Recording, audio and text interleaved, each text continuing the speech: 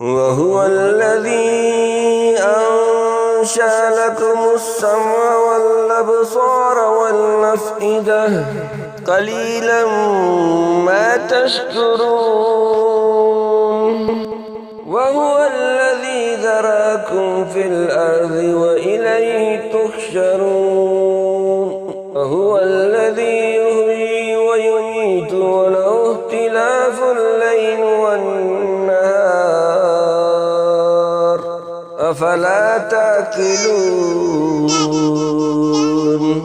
بل قالوا مثل ما قال الأولون قالوا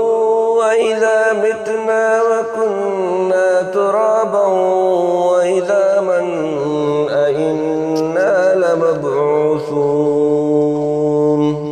لقد وعدنا نحن وآباؤنا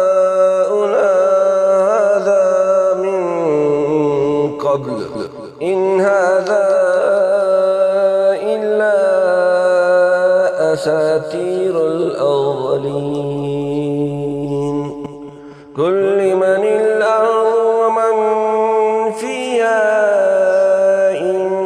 كنتم تعلمون سيقولون لله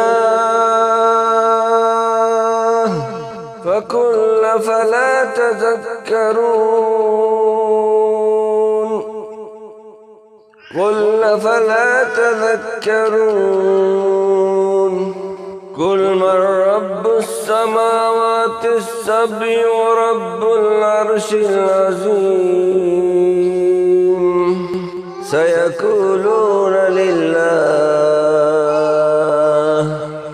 قل فلا تتقون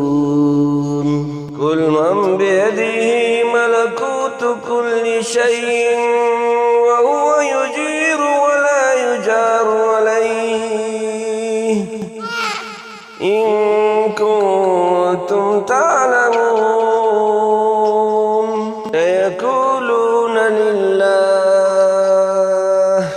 قل فأنى تسحرون بل أتيناهم بالحق وإنهم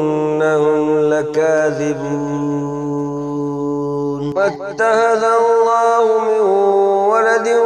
وما كان معه من إله إذا لذهب كل إله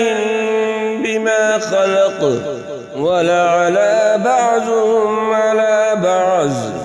سبحان الله عما يصفون عالم الغيب والشهادة فتعالى